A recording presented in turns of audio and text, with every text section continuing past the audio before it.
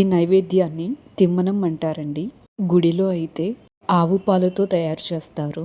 ఇక్కడ నేను చిక్కటి పాలు తీసుకున్నాను. చాలా ఈజీ ప్రాసెస్, టైం అనేది మంచిగా సేవ్ అవుతుంది. మంచి హెల్దీ ఫుడ్ కూడా. ఒక గుప్పిడి బియ్యాన్ని దూరగా వేయించుకొని ఒకసారి మిక్సీలో తిప్పుకొని పాలల్లో వేసేసుకోండి. పాలు మరీ చిక్కగా ఉంటే కొంచెం వాటర్ కలుపుకోండి. ఒక పొంగు వచ్చి పాలు మరిగే టైంకి బియ్యం నూక మంచిగా ఉడుకుతుంది. ఒక పాల ప్యాకెట్కి అరచిప్ప కొబ్బరికాయ సరిపోతుందండి. మిక్సీలో వేసుకుని నీళ్లు పోయకుండా పల్సరించుకుంటూ తిప్పుకోండి. కొబ్బరి తురుములాగా మంచిగా వస్తుంది. పాలు మంచిగా మరిగాక పటికి బెల్లం కానీ నార్మల్ బెల్లం కానీ వేసుకోండి. పటికి బెల్లం అయితే బాడీకి వేడి చేయకుండా చలవదనాన్ని ఇస్తుంది. ప్రతి ఒక్కళ్ళు ఇంట్లో పంచదారకి బదులుగా పటికి బెల్లంని వాడుకోండి. పగలకొట్టుకొని మిక్సీలో పౌడర్ చేసుకొని ఉంచుకోండి.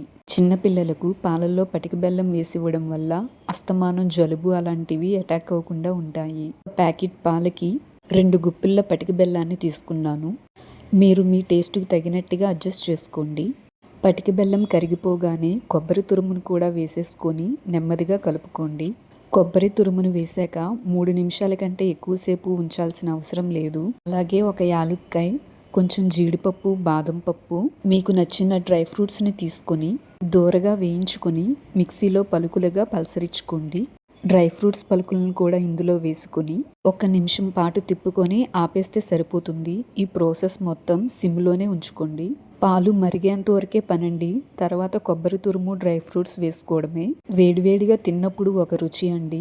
చల్లారాక ఫ్రిడ్జ్లో పెట్టుకొని తింటే మరొక అద్భుతం అండి. ఒక్కసారి ట్రై చేయండి. తినేటప్పుడు మాత్రం చిన్నప్పుడు పాలైస్ మీద కొబ్బరి తురుము, సేమియా, ఆ పుల్లైస్ మాత్రం మీకు ఖచ్చితంగా గుర్తుకొస్తుంది.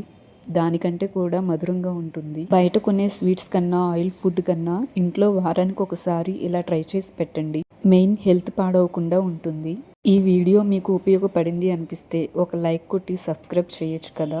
ఒక చిన్న మార్పు మన జీవితానికి ఎంతో మంచి ఆరోగ్యాన్ని ఇస్తుంది.